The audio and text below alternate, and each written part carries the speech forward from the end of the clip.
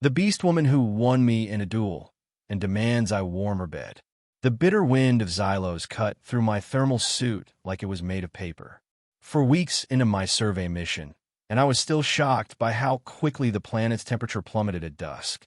I huddled closer to my portable heater, reviewing the day's readings on my datapad. The mineral deposits I'd discovered in the eastern ridge exceeded expectations. If I could just finish mapping the remaining quadrants, the company would have enough data to justify a full-scale expedition. But something felt off tonight.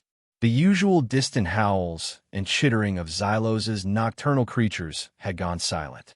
Even the ever-present electromagnetic storms that haunted the horizon seemed to have stilled, leaving an eerie calm that made the hairs on my neck stand up.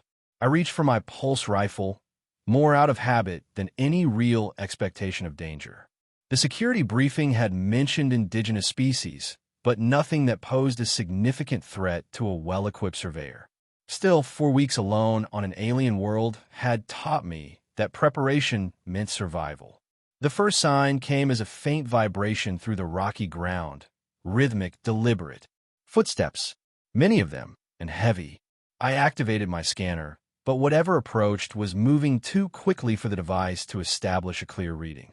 Then I saw them, emerging from the twilight like shadows given form, tall, powerful figures moving with a predatory grace that no human could match.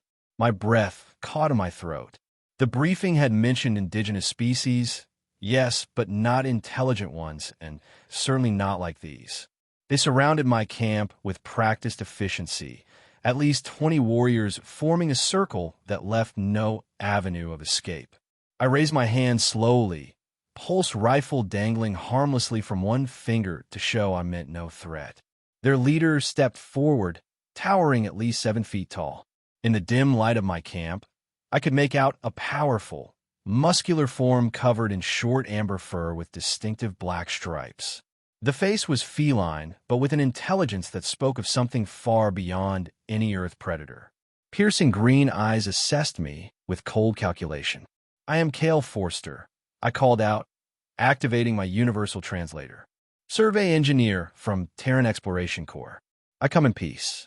The translator emitted a series of growls and clicks, but the response from the leader was a dismissive snarl that needed no translation. The universal translator sputtered, struggling with the complex vocalizations. Only fragments came through. Trespass, sacred grounds, Cthar territory. I tried again. "I apologize for any trespass. I was unaware this area was claimed. I can gather my equipment and leave immediately." The leader's eyes narrowed, and a rumbling sound emerged from the gathered warriors. The translator managed, claimed by blood, proven by strength. Outsider must. Before failing completely, another figure pushed through the circle. This one was different, slightly smaller than the leader, but moving with even greater confidence. The crowd parted respectfully, some lowering their gazes as she passed. She was unmistakably female, though no less formidable than the others. Her amber fur gleamed in the dying light, and her eyes, a startling blue-green, fixed on me with an intensity that made my breath catch. 3 parallel scars ran across her right cheek, pale against her fur. She wore minimal armor crafted from materials I couldn't identify, adorned with small trophies that rattled softly as she moved. She spoke, her voice lower and smoother than the others, and my translator finally managed a complete phrase. "I am Rika, daughter of Cthar blood. You stand on sacred hunting grounds during the moon of challenges. By our laws, you must participate in the rite or forfeit your life and possessions." "What right?" I asked, trying to keep my voice steady. "I meant no disrespect to your traditions." The one called Rika tilted her head, studying me like I was a curious specimen. "Combat, honor, proof of worth." She pointed to a flat area just beyond my camp. "There. Now, you choose champion from our warriors, or I choose for you." I looked around at the assembled warriors, each one a mountain of muscle and claws. "And if I refuse?" Rika's lips pulled back to reveal impressive fangs. "Then you die where you stand, without honor." Swallowing hard, I nodded. "I'll participate."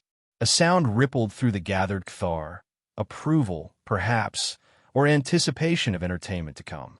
Rika stepped into the designated area and turned to face me. "I am your opponent," she announced. My heart sank. From her bearing and the deference shown by the others, she was clearly elite among her people. I was trained in basic self-defense, but nothing that would help against a creature that outweighed me by at least 80 pounds of pure muscle. "What are the rules?" I asked, removing my outer gear to allow better movement. Rika tilted her head again. "First blood or submission. No killing." She paused, then added, "Unless necessary." "Comforting," I muttered, stepping into the makeshift arena. What followed couldn't properly be called a fight. It was more like a demonstration, Rika showing her people exactly how easily she could dismantle a human opponent. I struck out twice, my fist meeting nothing but air as she sidestepped with insulting ease. Then she moved, so fast I barely registered it before I found myself flat on my back, the wind knocked from my lungs and her weight pinning me immobile. One clawed hand rested lightly against my throat, the meaning clear.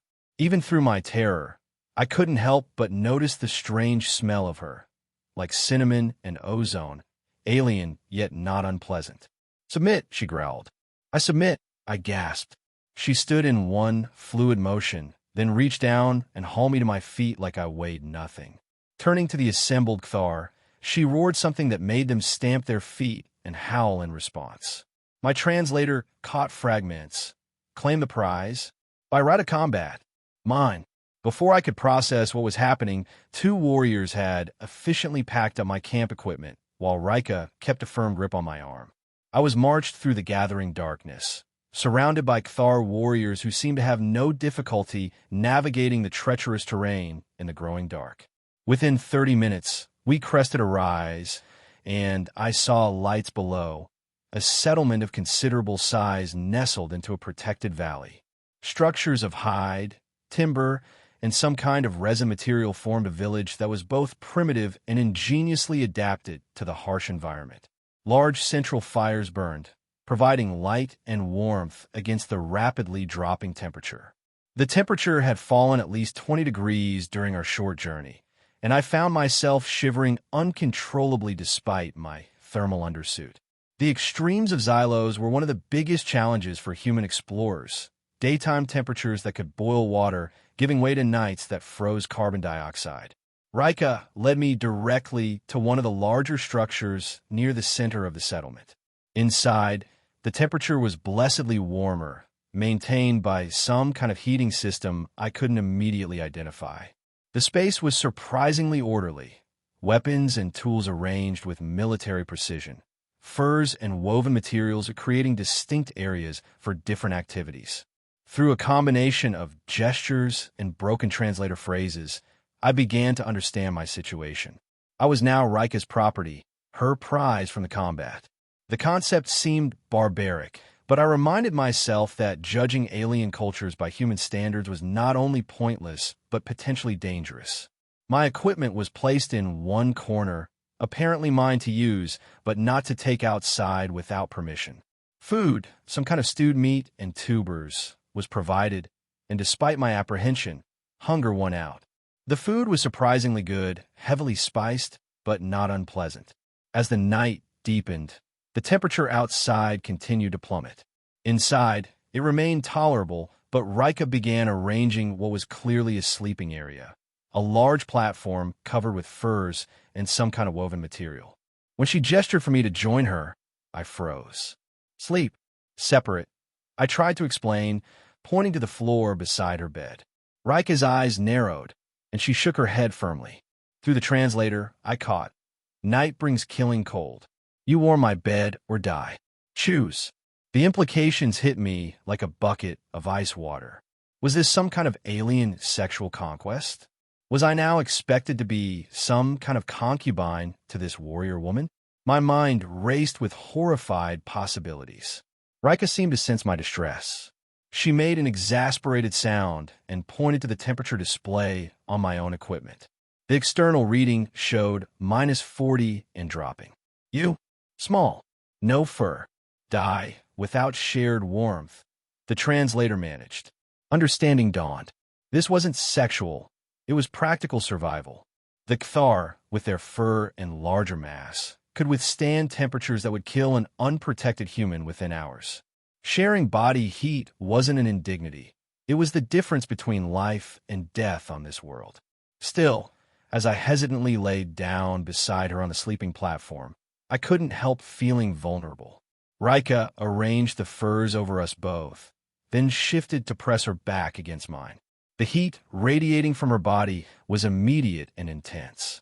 Despite everything, the fear, the strangeness, the utter alienness of my situation, I found myself relaxing as warmth seeped back into my chilled bones. Just before sleep claimed me, I heard Rika murmur something the translator didn't catch. Her tone, however, was unmistakable, something between amusement and exasperation, the way one might regard a particularly dense child. This, I realized as consciousness faded, was going to be a very complicated situation. The next morning brought clarity and new challenges. Rika was gone when I awoke, but two Kthar guards stationed outside the dwelling made it clear I wasn't free to wander. Through improvised communication, I learned that Rika held an important position, something between war chief and spiritual leader for this clan of the Kthar. My capture and subsequent claiming was apparently significant, though whether as a diplomatic incident or a personal achievement for Rika remained unclear. The guards seemed curious about me, but maintained their distance, clearly under orders. Around midday, Rika returned, accompanied by what appeared to be a delegation of older Kthar. Their fur showed more gray, and they moved with the deliberate grace of those confident in their authority. Through the translator and much gesture, I gathered they were a council of elders assessing the situation. One elder examined my equipment with surprising knowledge, focusing on my scanner and communication devices.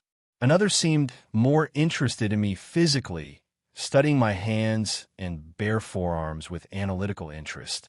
Finally, the eldest, a female with striking white stripes among her amber fur, addressed me directly. "Why here? What seek?" The translator rendered her guttural speech. "I'm a surveyor," I explained carefully. "I study the land, the rocks, the resources. My people want to know if this world has valuable minerals." This translation caused immediate tension. The word resources triggered growls from several elders. Rika stepped forward, placing herself slightly between me and the agitated council members. "Not take," I hastened to add. "Only knowledge. For now." The white-striped elder's eyes narrowed. "For now," she repeated, the translation perfectly clear. "Then more come. Always more come." I couldn't honestly deny it. If my surveys proved positive, the company would absolutely send extraction teams. It was the entire point of my mission. Rika spoke at length to the council. Though I caught only fragments, her tone conveyed a mix of authority and reassurance. She seemed to be taking responsibility for me, while also making some kind of argument about potential advantages to my presence. Eventually, the council departed, leaving Rika and me alone. She fixed me with those unsettling blue-green eyes. "Council says kill you. Send warning to your kind." The translator rendered her words with brutal clarity. "I say no. My claim. My choice." "Thank you," I said simply. She made a dismissive gesture. "Not for you. For Kthar. Your knowledge useful. Your death brings more humans, angry humans. Better you stay, learn, teach." "Learn what?" "Our ways. How to survive. How to respect." She pointed to my equipment. "You show me your tools. I show you Xylos. Fair trade." It wasn't a request, but it was better than being executed as an object lesson. Agreed. Over the following days, a routine developed. Mornings were spent with Rika as I explained my equipment and its purpose. She proved a quick study, particularly interested in my mapping systems and geological analysis tools. In return, she began teaching me rudimentary Kthar language, focusing on practical terms for survival. Afternoons, under guard, I was permitted to continue limited surveys near the settlement. The data I gathered was valuable, though nowhere near what my original mission required. Still, it kept my mind occupied and gave me purpose. Evenings brought the shared meal, increasingly comfortable as I adapted to Cathar cuisine. And nights brought the strange intimacy of shared warmth as temperatures plummeted outside. Despite the initial awkwardness, I found myself grateful for Rika's heat as Xylos revealed the full brutality of its nocturnal climate. On the fifth day, Rika announced we would hunt. You watch, you learn. Maybe you not die when alone. The implied future independence wasn't lost on me, though whether it was promise or threat remained unclear. Hunting with the Cathar was a revelation. Their understanding of Xylos's complex ecosystem was comprehensive and sophisticated. Rika tracked prey through signs I couldn't even perceive, explaining when she could in our growing share vocabulary. Scent glands, she explained, pointing to disturbed soil near a crystalline formation. Marked territory during breeding season. Males fight here. Injured one moved north. She pointed to faint discolorations I would never have noticed. Blood. Fresh. 2 hours. We followed the trail until Rika suddenly froze, signaling for silence. Ahead, a creature resembling a cross between an elk and a lizard browsed on fluorescent fungus. With shocking speed, Rika loosed a projectile from a weapon I hadn't even seen her ready. The creature dropped instantly, the shot placed with surgical precision. Clean death, she said, approaching the fallen animal. Honor its strength. Use all parts. She performed a brief ritual, murmuring words my translator didn't catch, before efficiently beginning to process the kill. I helped as best I could, following her instructions for preserving different parts of the creature. As we worked, a sound like distant thunder rolled across the landscape. Rika's head snapped up, nostrils flaring. Storm comes. Bad one. Hurry. We packed the processed meat and useful parts with remarkable speed, but the storm moved faster. The sky darkened to an ominous purple-black, and the air took on a metallic tang that made my teeth ache. Cannot reach settlement, Rika decided, scanning the horizon. This way. Emergency shelter. She led me at a punishing pace toward an outcropping of rock. As we ran, I felt the first effects of the storm. Static electricity built in my hair and along my skin, and small objects began to levitate around us, caught in the building electromagnetic fields. Just as the first massive lightning bolt struck nearby, we reached a narrow crevice in the rock face. Rika pushed me in ahead of her, then followed, sealing the entrance with a prepared cover I hadn't noticed her carrying. The space inside was tight, a natural cave enlarged and reinforced with the same resin material used in the settlement's buildings. As the storm raged outside, the air within the shelter became charged. My equipment sputtered and died, safety protocols shutting everything down to prevent damage from the electromagnetic surge. How long will it last? I asked, try to ignore how closely we were pressed together in the confined space. Hours, maybe all night. Rika seemed unconcerned, methodically unpacking emergency supplies from niches in the wall. Good shelter. Safe here. The implication of spending hours in such close quarters with her was complicated. Over the past days, I'd begun to see beyond my initial fear of Rika. Her strength and predatory nature remained intimidating, but I'd also glimpsed intelligence, honor, and even moments of what might be called humor in a human. She handed me a packet of what I recognized as emergency rations. Eat, then sleep. Storm makes cold worse. Sure enough, the temperature was already dropping precipitously. Even in the shelter, our breath soon fogged in the air. Your people built these shelters throughout their territory? I asked, genuinely impressed by the foresight. Rika nodded. Many generations. Knowledge passed down. Those who forget die. Your people have been on Xylos a long time, then. Something like pride crossed her features. Always. Far born of Xylos wind and storm. Planet in our blood. This contradicted the Survey Corps' assessment that the Cathar were transplants, possibly ancient colonists or refugees from elsewhere. But looking at how perfectly adapted they were to this harsh world, I wondered if our xenobiologists had been too quick to dismiss native evolution. As the storm intensified, the temperature dropped further. Rika arranged the limited bedding materials, then looked at me expectantly. Storm cold different, she explained. Freezes blood if not careful. Need more than usual warmth. I hesitated only briefly before joining her beneath the insulating layers. This time, rather than simply pressing her back to mine, Rika pulled me against her chest, enveloping me in warmth. I stiffened initially, but the cold was too severe to maintain pride or distance. Relax, she rumbled, her voice vibrating through her chest against my back. Just warmth. For survival. Gradually, I did relax, lulled by the steady rhythm of her breathing and the cocoon of heat she provided. Just before sleep claimed me, I felt what might have been the gentle press of her face against my hair, a gesture so unexpectedly tender that I convinced myself I had imagined it. The storm lasted through the night and into the next day. Confined in the small shelter, we had little to do but talk. With my translator still offline, communication required patience and creativity. Gradually, a more nuanced picture of Cthar society emerged. They were organized by clans, each with traditional territories and specialized skills. Rika's clan, the Solar Claw, were traditionally guardians and warriors, responsible for protecting the collective Cthar territories. Leadership was earned through prowess and wisdom, not simply inherited, though bloodlines carried significance. Your family important? I asked, struggling with the limited vocabulary we shared. Father is, she used a term I didn't recognize, but the reverence in her voice made its importance clear.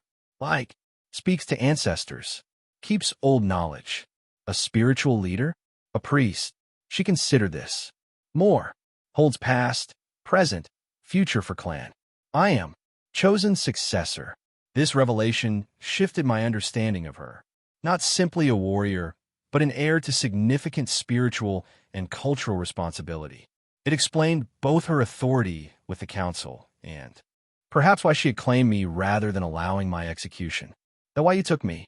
For knowledge. Rika was quiet for a long moment. Partly, knowledge valuable.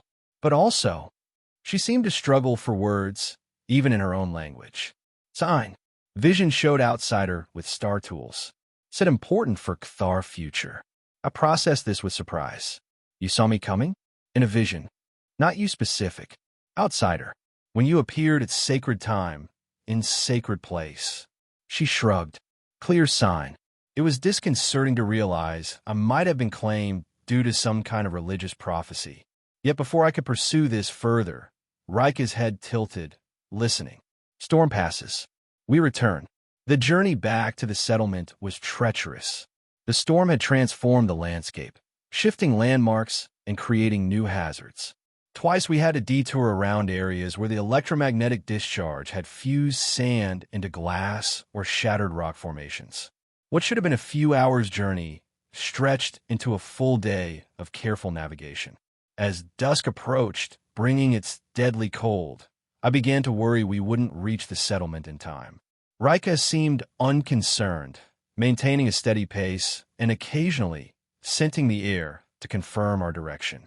Just as the light began to fail completely, we crested a ridge to see the welcome glow of the settlement fires below. Our arrival caused immediate commotion. A hunting party had apparently been preparing to search for us, concerned by our extended absence. Rika was immediately surrounded by relieved clan members, while I was regarded with mixed curiosity and suspicion. One male Cthar pushed through the crowd, larger than most, with distinctive red-tinted fur and an aggressive bearing. He growled something at Rika that my newly recharged translator rendered as, "The outsider slows you. Endangers you." Challenge was mistake. Rika's posture shifted subtly, a tightening of muscles, a slight lowering of her stance. My claim, my choice, my risk, Tarvek. The name triggered recognition. Tarvek. I'd heard it mentioned in the settlement, always with tones of respect tinged with wariness. A rival for leadership, perhaps, or simply a vocal critic of Rika's decisions. Council questions your judgment, Tarvek continued, glancing dismissively at me. Outsiders should prove worth or become proper trophy. The implications were clear enough, and I felt a chill that had nothing to do with Xylos's dropping temperature. Rika stepped partially between us. He learns, shows respect, has useful knowledge. Knowledge that brings more outsiders. More weapons. More taking. Tarvek's voice dropped to a dangerous rumble. Your father's vision blinds you to obvious threat. Before Rika could respond, an alarm call sounded from the settlement perimeter. All attention immediately shifted as warriors moved with practiced coordination toward the source of the alert. Rika shot Tarvek a look that needed no translation. This discussion wasn't over before turning to me. Stay close. Something comes. At the perimeter, a sentry pointed toward a distant light moving erratically across the darkening sky. My heart leaped with recognition. The silhouette and movement pattern was unmistakably a Terran Exploration Corps search vessel. My people, I said, unable to keep the excitement from my voice. Looking for me. Rika's expression hardened. How many? Standard search team. Probably 4 or 5 personnel. I hesitated, seeing the growing tension among the gathered Kthar.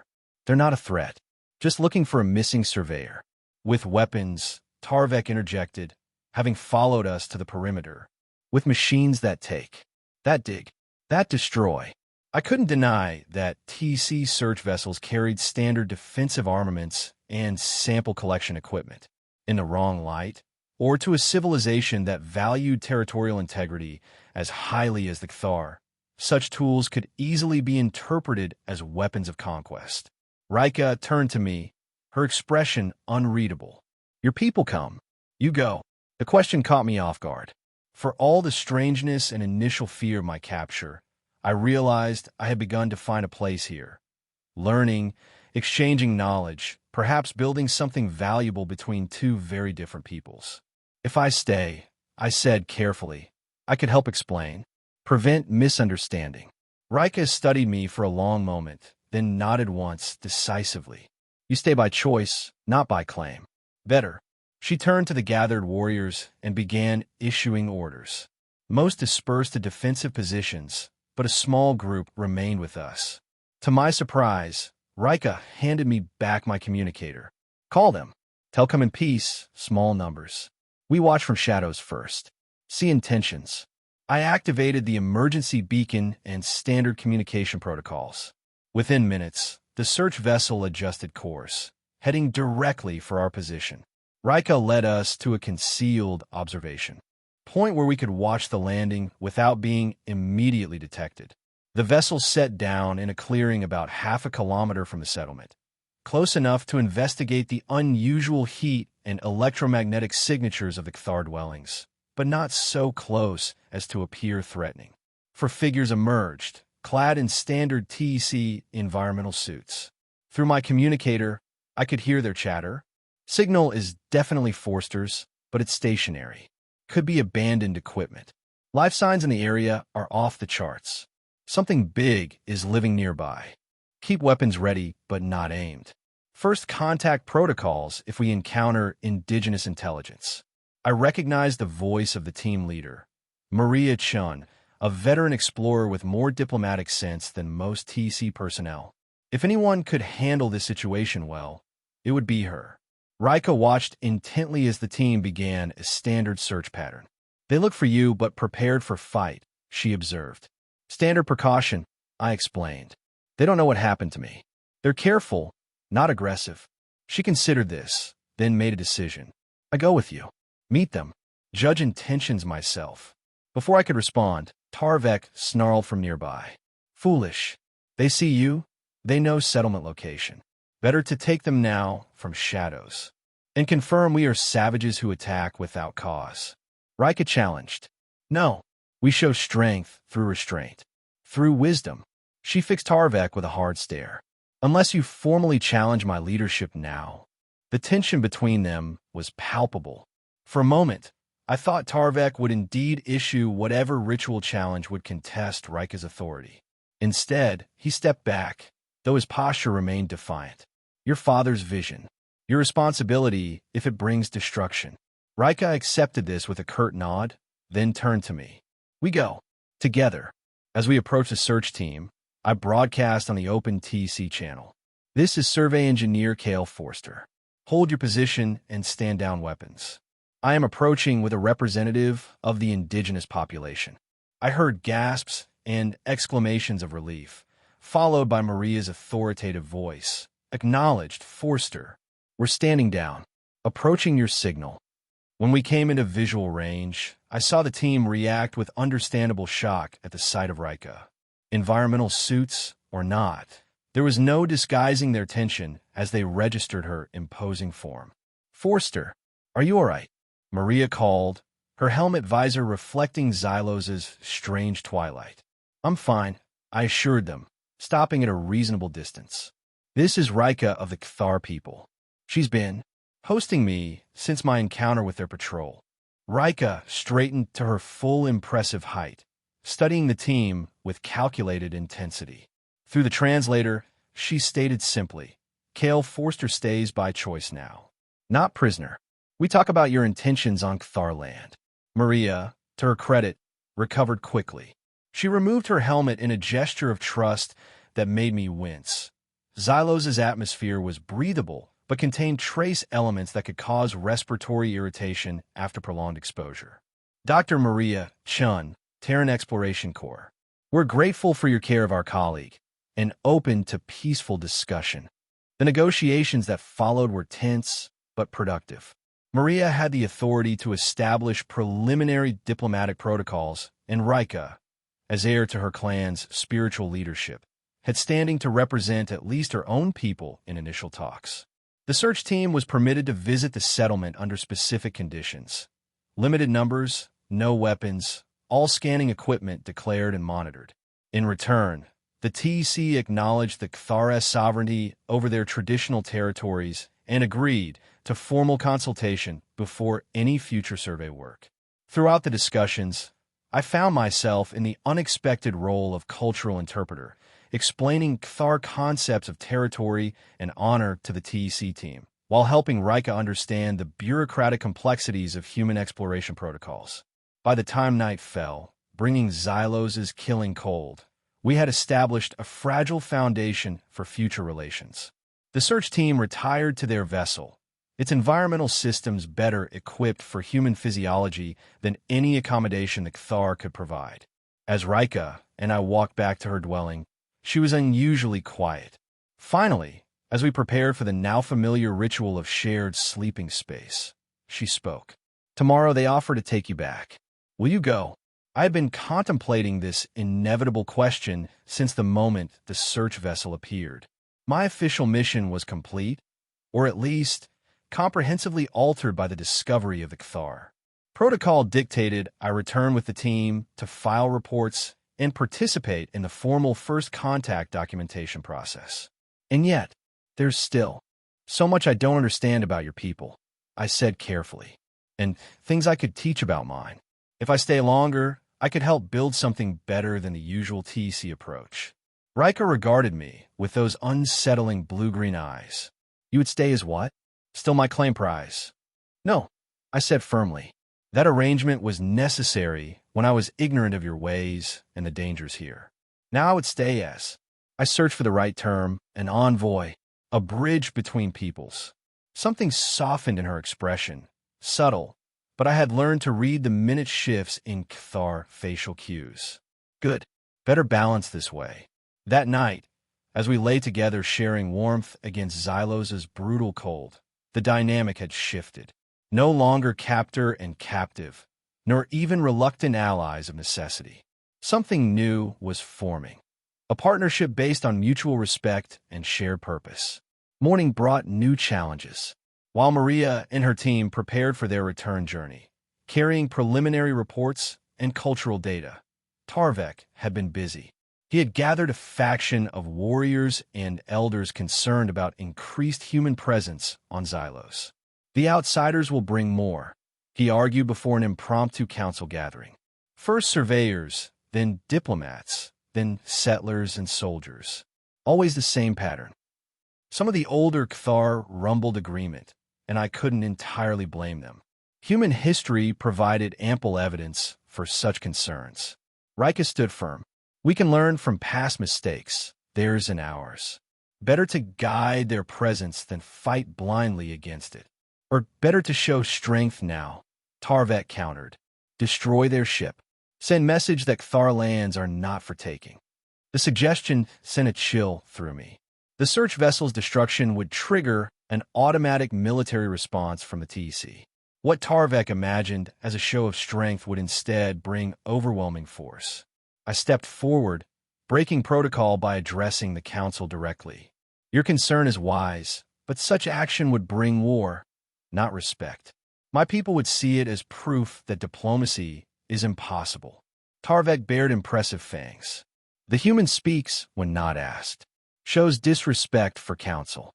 The human, Rika interjected firmly, offers perspective we need. Wisdom from outside sometimes sees clearest. The white-striped elder who had questioned me days before raised a hand for silence. When she spoke, her voice carried the weight of authority that transcended physical strength. Both paths hold danger. Fast action may bring destruction. Slow caution may allow poison to spread gradually. She fixed me with an penetrating gaze. You offer to stay, to teach and learn. Why? What benefit to you? It was a fair question, and one I have been asking myself. My people value knowledge above all else. Understanding your culture, your adaptation to this world, that has worth beyond any mineral resources. And personally, I hesitated, aware of Rika's attention. I have found something here I didn't expect. Purpose. Connection. Things I lacked before. The elder nodded slowly. Words can deceive. Time reveals truth. She turned to Rika. He stays, but proves worth through action, not just talk. Participates in rite of season change. If survives, we listen more to his counsel. Rika began to object, but caught herself. Whatever this rite entailed, it clearly concerned her. Yet she nodded acceptance of the elder's decree. As the council dispersed, Tarvek approached us. Up close, his size and the intensity of his presence were even more intimidating. Convenient, he growled. Many do not survive their first rite. Cleaner than execution. After he stalked away, I turned to Rika. What is this rite I'm supposed to participate in? Her expression was grave. Trial of survival. Happens at season change, 3 days from now. Night and day reverse lengths. Storm season begins. Initiates must survive alone in howling lands for 2 cycles. Alone? In the wilderness? The implications were stark. Even with my growing knowledge of Xylos, surviving the extreme conditions without Kthar assistance would be challenging at best. Not completely alone, Rika amended. Each initiate has guide who watches from distance. Cannot help directly, but prevents absolute disaster. Her eyes met mine. I will be your guide. So it's dangerous, but not suicidal. Many still fail, she said simply. But you are not without skills. Not anymore. The next 3 days passed in intensive preparation. Rika focused my training on essential survival techniques specific to the coming season's challenges. I memorized edible plants, emergency shelter locations, and signs of the approaching electrical storms that would become more frequent and violent. Maria and her team departed with mixed feelings about leaving me behind. This isn't standard protocol, Forster, Maria warned during our final communication. The brass won't liken. Unauthorized extended contact situation. Tell them it's the best way to establish peaceful relations, I replied. The Kthar respect courage and direct engagement. A single representative learning their ways will go further than a full diplomatic team at this stage. She didn't look convinced, but agreed to present my perspective in her report. We'll be back in 6 weeks with a scheduled supply drop. Try not to get yourself killed before then. The day of the rite arrived with an ominous sky, deep purple clouds churning with internal lightning. The entire settlement gathered as I and 3 young Kthar initiates were ceremonially prepared. Our faces were marked with symbols in phosphorescent dye, mine representing my status as an outsider seeking belonging. The white-striped elder, whom I now knew as Matriarch Sarah, presided over the ceremony. The season change tests not just survival skills, but wisdom. Know when to fight, when to hide, when to move. Listen to Xylos. It speaks to those worthy to hear. Each initiate was provided with minimal equipment. A hunting knife, water purifier, emergency beacon to be used only in absolute extremity, and a small pack of preserved food meant to last only the first day. The rest we would need to find, make, or hunt for ourselves. Rika stood apart from the ceremony, already dressed for her role as guide. Her eyes found mine across the gathering, and she gave a single nod that conveyed both confidence and warning. This will be no ceremonial stroll. To the east lies the Howling Lands, Matriarch Sarah announced. Each initiate takes a different path. Return when the twin moons align, 2 full cycles. Those who return are Cthar in spirit, if not in blood. The implication that I could be accepted, truly accepted, into their society sent an unexpected thrill through me. No longer just a curiosity or diplomatic token, but someone with a place. The procession to the edge of the settlement was solemn. Clan members lined the path, some touching initiates for luck or whispering advice. To my surprise, several reached out to touch me as well, brief contacts that seemed to convey respect for attempting their ritual. At the boundary marker, a towering spire of twisted metal that might once have been part of an ancient spacecraft, we were each directed to different compass points. The 3 young Cthar moved with the confident stride of those raised with stories of this challenge. I tried to match their demeanor, though my heart raced with a potent mixture of fear and determination. Tarvek appeared at my side just before I departed. The storm season shows no mercy, he said, surprising me with his use of direct human speech patterns. Neither will I if you bring harm to the Cthar. I seek only understanding, I replied, meeting his gaze steadily. Something like grudging respect flickered in his eyes. Then understand this, human. Xylos kills the weak and the foolish. Be neither. With that cryptic advice, he stepped back. A horn sounded, 3 long, mournful notes, and we set off on our separate paths. The terrain changed dramatically once I left the sheltered valley of the settlement. Jagged rock formations erupted from the ground like the spines of some buried leviathan. Vegetation became sparse and alien. Crystalline structures that might have been plants, might have been mineral growths, catching and refracting the purple-tinged sunlight. By midday, I had covered considerable ground, following the landmarks Rika had drilled into me during our preparation. Though I couldn't see her, I felt her presence, watchful, protective but distant. The knowledge provided some comfort as the landscape grew increasingly hostile.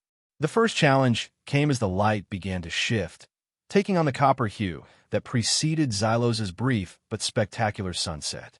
A ravine blocked my path, too wide to jump, too long to easily circumnavigate before nightfall would bring its deadly cold.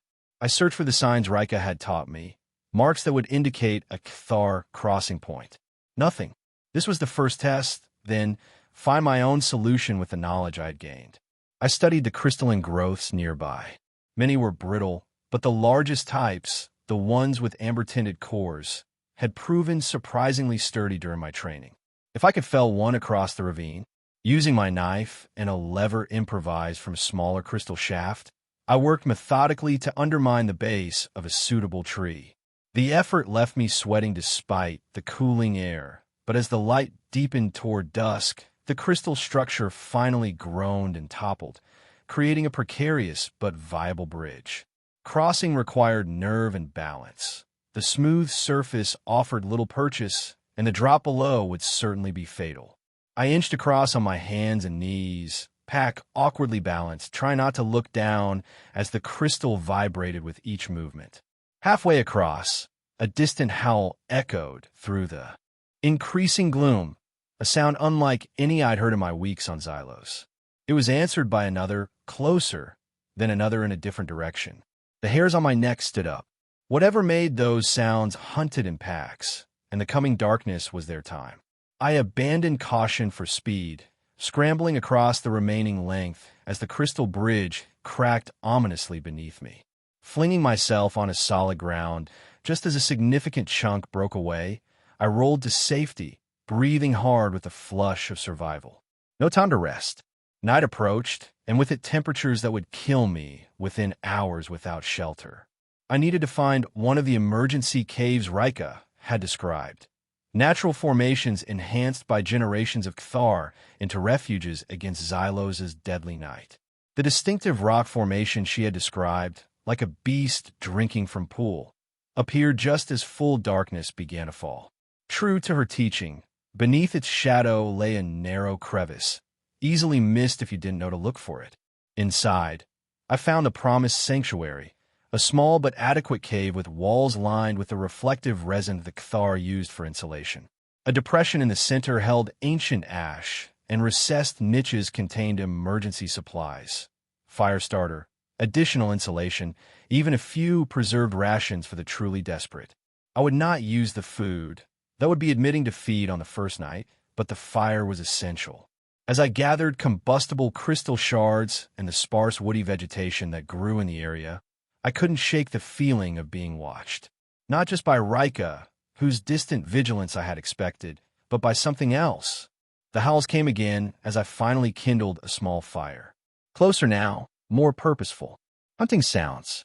I sealed the cave entrance with the prepared cover provided, securing it with a latching mechanism designed to withstand even determined predators. Just in time, scratching sounds came at the barrier, exploratory at first, then more insistent. Snuffling and low growls suggested my scent had been detected. I clutched my knife, though the barrier seemed secure enough, if not challenged too aggressively. The siege continued for what felt like hours, the unseen creatures occasionally testing the entrance before moving off, only to return. Eventually, the sounds receded completely, replaced by the eerie moan of wind and the distant crack of ground freezing as temperatures plummeted. Inside my shelter, the temperature remained just tolerable, cold enough to be uncomfortable but not life-threatening. Still, I missed the reliable warmth of Rika's dwelling, and I admitted to myself in the solitude of the night, I missed her presence. The effortless heat of her body against mine had become a comfort I now acutely felt the lack of. Sleep came fitfully, interrupted by unfamiliar sounds and the bone-deep chill that settled in despite the fire. Dreams, when they came, were vivid, images of storm-racked skies and Rika standing atop a rise, beckoning me towards something I couldn't quite see. Morning brought new challenges. The sky had shifted from its usual amber hue to a bruised purple-black, heavy with the promise of the electrical storms that define the changing season. I needed to cover significant ground before they broke, as being caught in the open would mean almost certain death. Breaking my fast with a careful portion of my supplies, I set out eastward, navigating by landmarks rather than any consistent path. The terrain grew increasingly bizarre. Fields of static-charged filaments that made my hair stand on end, pools of liquid that burned with cold instead of heat, vast stretches where the ground itself seemed to breathe in slow, undulating waves. By midday, I had reached what Rika called the Singing Plains, a vast expanse where crystalline formations vibrated in the wind, creating an otherworldly chorus that ranged from deep thrumming to high, almost painful whines. Navigation here was treacherous. The vibrations interfered with natural direction-finding abilities, and even the position of the sun seemed strangely refracted. I recalled Rika's advice, trust not eyes or ears, but the pull of ground, and removed my boots to feel the subtle magnetic currents that flowed through Xylos's crust. The Cthar could sense these naturally. Humans needed direct contact for even a hint of the sensation. The method worked. I detected the faintest pull toward a particular direction. Not quite east, but close enough. Following this invisible guide, I made steady progress across the disorienting terrain. The first storm broke while I was still crossing the plains. Unlike Earth thunderstorms with their predictable patterns, Xylos's electrical discharges were capricious and bizarre. Lightning moved horizontally across the sky in web-like patterns, sometimes flowing upward from ground to clouds. The air became so charged that small objects levitated, and my hair stood painfully erect.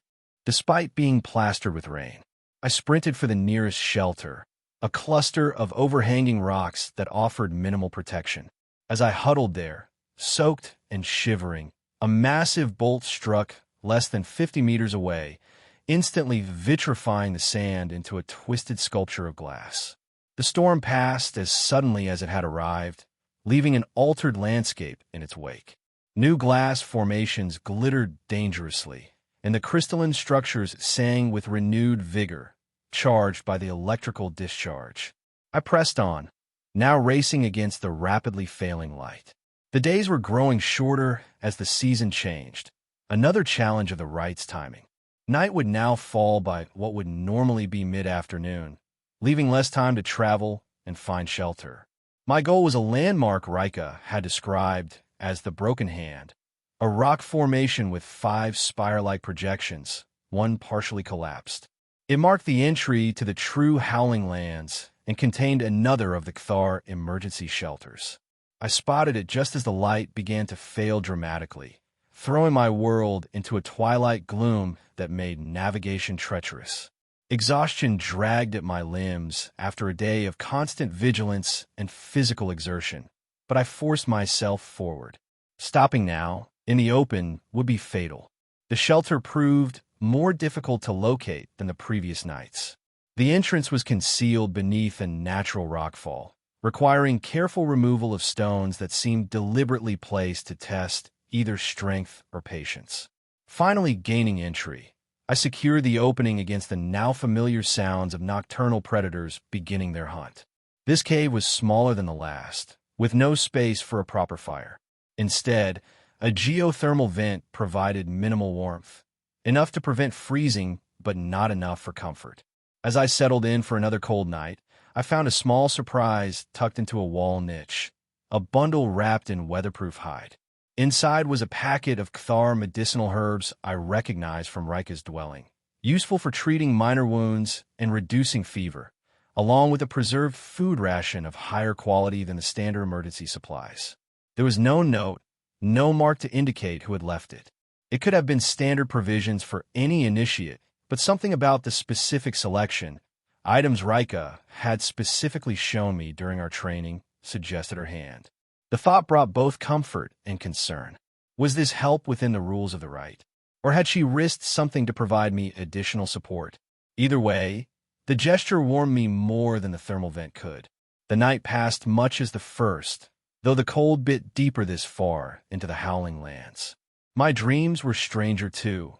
Vivid images of vast crystalline cities buried beneath Xylos' surface, of Cthar ancestors communing with living light, of Rika standing before an assembly, her hand extended toward me in some significant gesture I couldn't interpret. I woke unrest, my body aching from the cold and the previous day's exertion. Outside, the landscape had transformed overnight.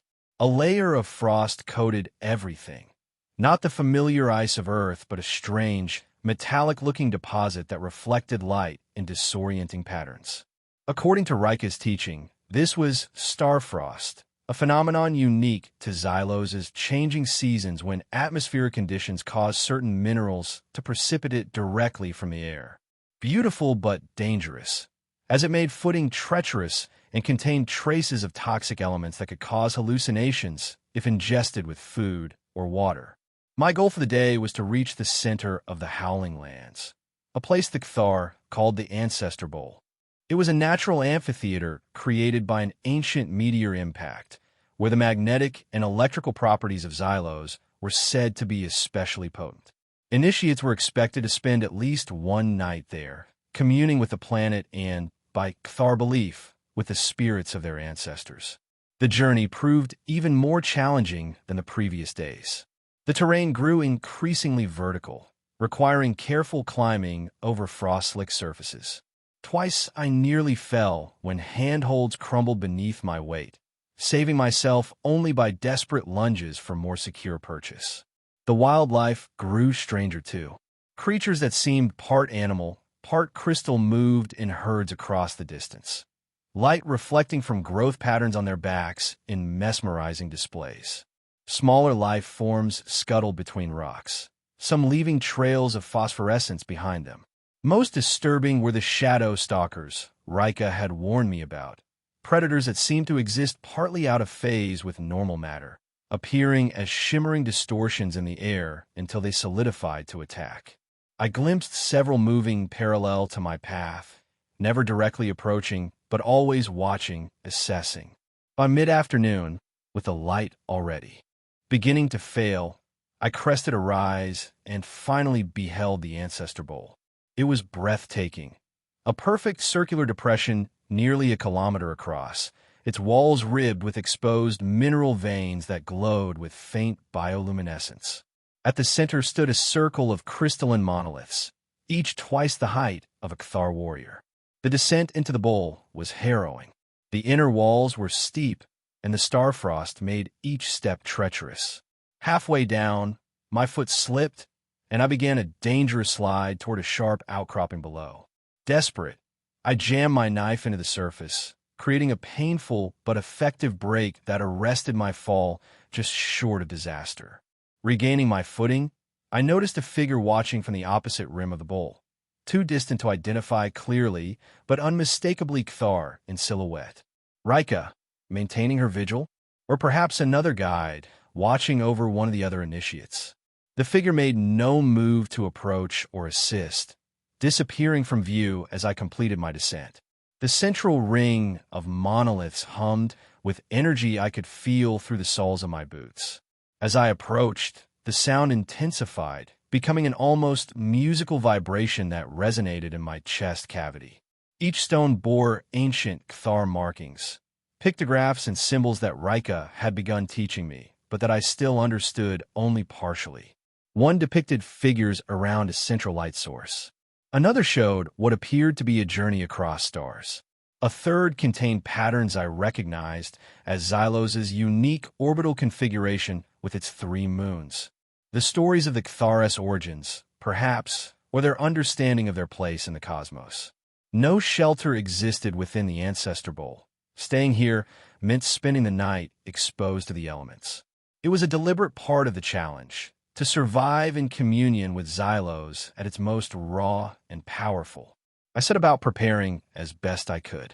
Using techniques Rika had taught me, I constructed a minimal windbreak from loose stones and created a recessed fire pit to maximize heat reflection while minimizing visibility to predators.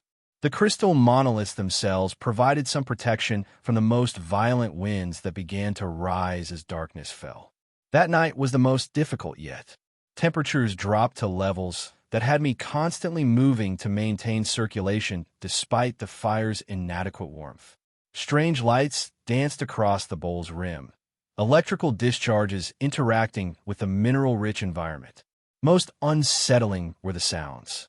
The howling lands earned their name during the night hours, as wind passing through the uniquely shaped rock formations created vocalizations eerily similar to speech. Sometimes it seemed to form words in Cthar language, sometimes in English, sometimes in languages I'd never heard but somehow almost understood. Exhaustion and cold eventually induced a state between waking and sleeping, where the boundary between reality and hallucination blurred. The monoliths seemed to shift positions when not directly observed. The stars above formed patterns that moved with purpose rather than celestial mechanics. In this altered state, I experienced something I still cannot fully explain. A presence, neither fully physical nor completely immaterial, manifested within the circle. It carried no distinct form but conveyed an immense age and awareness that made my consciousness feel like a candle beside a bonfire. No words were exchanged, no concrete communication, yet impressions formed in my mind. Curiosity about this strange creature in their midst, approval of my respect for their world, something like amusement at my limited perceptions. The experience lasted moments or hours. Time lost meaning in that strange communion. When I finally emerged from the trance-like state, the sky had begun to lighten toward dawn, and I found myself curled beside the dying embers of my fire, body stiff with cold, but somehow rejuvenated in spirit. The third day brought new trials. My water supply was dwindling, and the preserved food was nearly gone. From now on, I would need to rely entirely on what I could find. The central challenge of the Ancestor Bowl was mastering the skills to truly live off Xylos's unforgiving landscape. Gathering edible vegetation proved relatively straightforward, thanks to Rika's meticulous training. Certain crystalline growths contained cores of nutrient-rich material that, while alien in flavor, provided essential sustenance. More challenging was finding water. The apparent streams and pools in the area contained liquids too mineral-laden for human consumption. The solution came in observing the local wildlife, particularly the small, rodent-like creatures that seemed to gather morning condensation from certain concave rock formations. Following their example, I created collection surfaces for my emergency blanket, harvesting precious moisture from the air itself. Hunting proved the most difficult skill to master. The local fauna was cautious and alien in behavior, making their patterns difficult to predict. After several failed attempts with improvised snares, I managed to capture one of the crystal-backed herd animals, a juvenile separated from its group. The Cthar hunting ritual Rika had taught me felt especially significant in this sacred place. I thanked the creature for its sacrifice, promising to use all parts respectfully before dispatching it cleanly. The meat was strange, halfway between flesh and plant material, but nourishing. That night, better fed and with renewed confidence, I faced the cold more effectively. The voices in the wind seemed less threatening now, more like a language I was slowly beginning to comprehend. Sleep, when it came, brought not the disturbing dreams of previous nights, but visions of running alongside Rika through Xylos's wilderness, both of us perfectly adapted to its challenges. Dawn brought unexpected company. One of the young Cthar initiates, the smallest of the three, with distinctive white markings on his muzzle, appeared at the edge of the Ancestor Bowl. He approached cautiously, showing proper respect for the sacred space. "You survive," he said simply, his translator rendering his speech in awkward but understandable English. "Many thought you would die first night." "Including you?" I asked, offering him a portion of the previous day's gathered food. He accepted with a gesture of thanks. "Yes, but Rika said you have heart of Cthar and human body. Stubborn, adaptable." He studied me with unabashed curiosity. Maybe true. We shared the morning meal in companionable silence. I learned his name was Krell, and he was undertaking the rite for the second time, having failed the previous year when an injury forced him to use his emergency beacon. "Halfway point," he explained as we prepared to go our separate ways. "From here, journey back begins. Different path, new challenges." He pointed to the western rim of the bowl, opposite from my entry point. "That way for you. Follow ridgeline to standing stones. Good shelter there." I thanked him for the information. Such sharing between initiates was apparently traditional at the midpoint, and we parted with a gesture of mutual respect that would have been unthinkable just weeks earlier. The climb out of the Ancestor Bowl proved as challenging as the descent, though the morning's frost had mostly melted, offering better traction. Reaching the ridge line Krell had indicated, I paused to survey the landscape stretching before me, rolling terrain gradually giving way to steeper, more mountainous features in the far distance. The settlement lay somewhere beyond, perhaps 3 days' journey at my current pace. A movement caught my eye, a fleeting shadow against the purple-tinged clouds.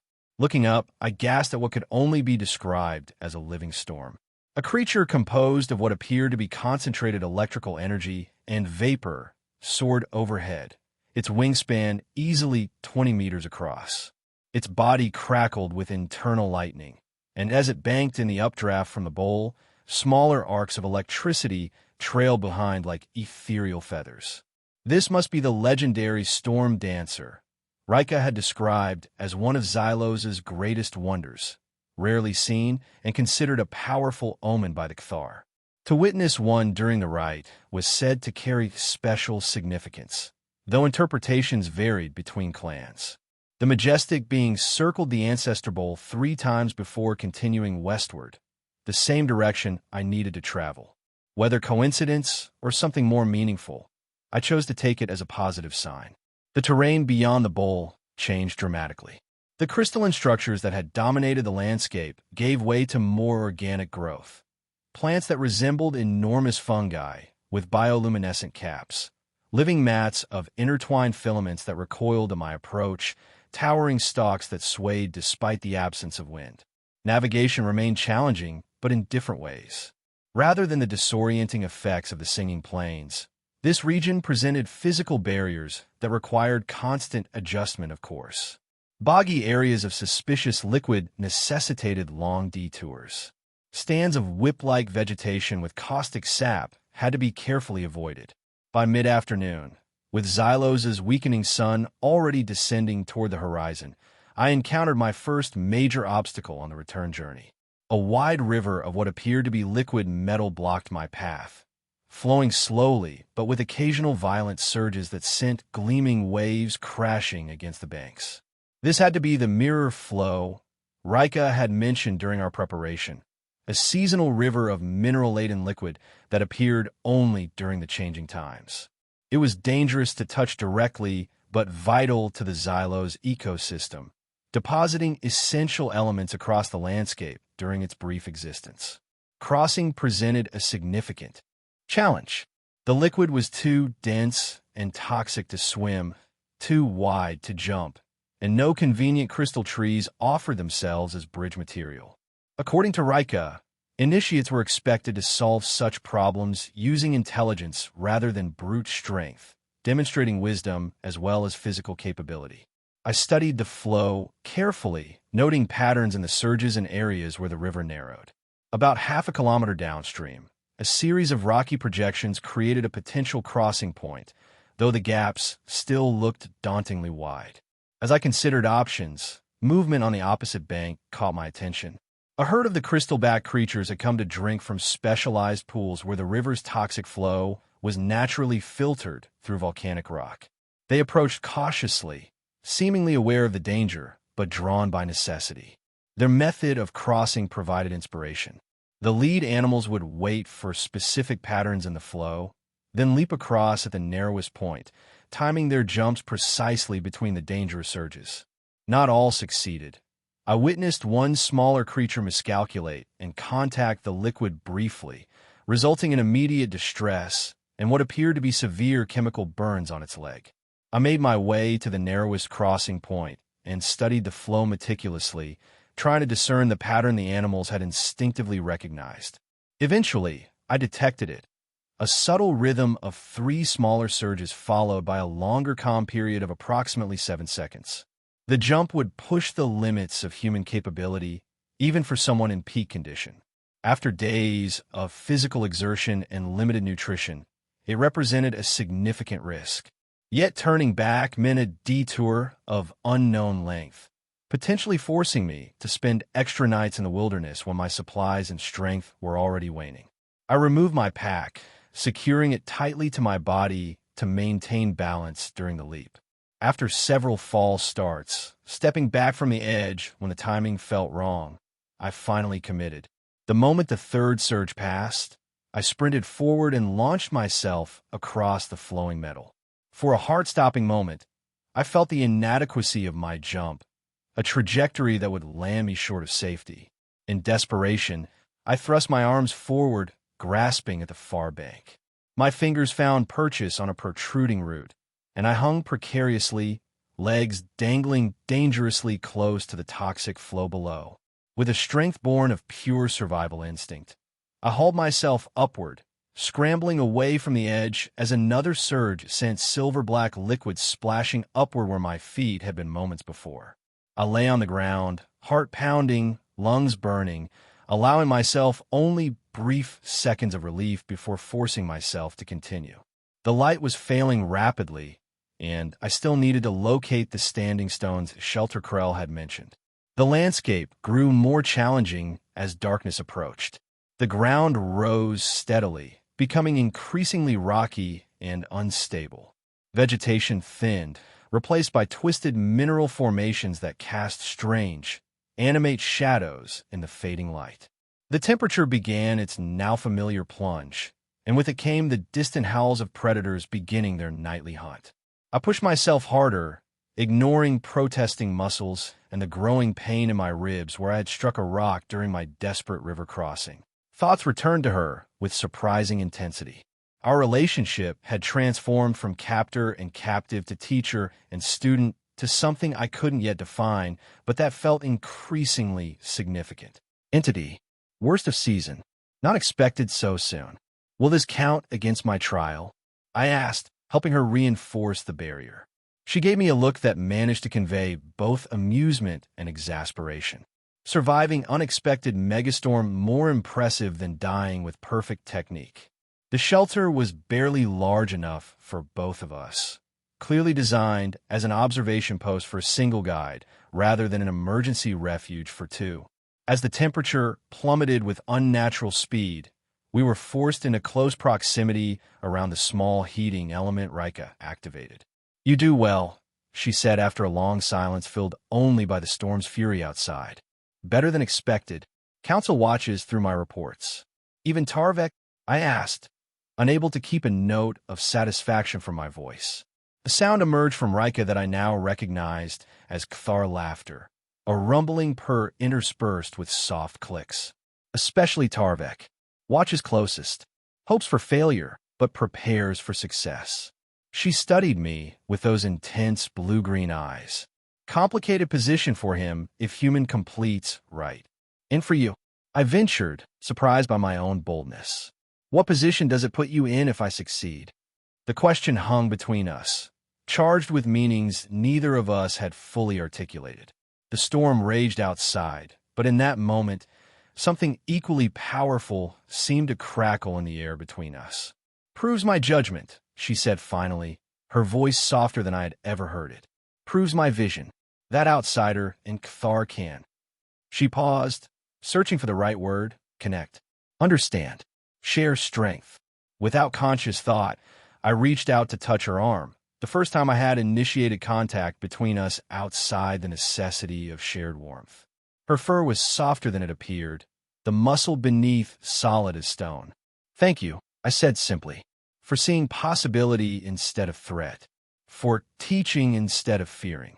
Her hand, so much larger than mine, with retractable claws capable of tearing flesh, covered mine with surprising gentleness.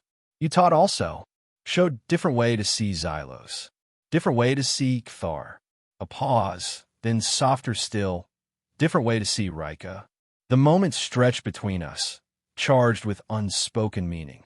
Outside, the storm reached its peak intensity, the shelter vibrating with each massive thunderclap.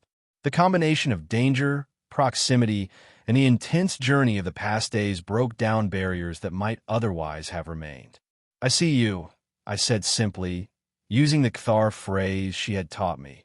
Not just an acknowledgement of physical presence, but a deeper recognition of essence and worth. Something shifted in her eyes, a vulnerability I had never witnessed before. Her response came in her native tongue, without translation, but somehow I understood the meaning, if not the exact words. A recognition returned, an acceptance offered. The storm raged through the night, forcing us to share the small sleeping platform designed for one. There was no awkwardness now in the necessity of close contact. The warmth we shared felt as natural as breathing. Sleep came easily despite the tempest, a deep rest born of mutual trust and security. Morning revealed a transformed landscape. The storm had reshaped terrain, fusing sand into glass sculptures, toppling some crystal formations while creating new ones through electrical fusion. Navigation would require careful reassessment. "One day remains," Rika said as we emerged from the shelter into the aftermath. "Settlement lies beyond that ridge." She pointed to a distant formation. "You go alone from here. Final challenge yours only. And you'll be watching?" I asked, oddly reluctant to part from her after our night of shared sanctuary.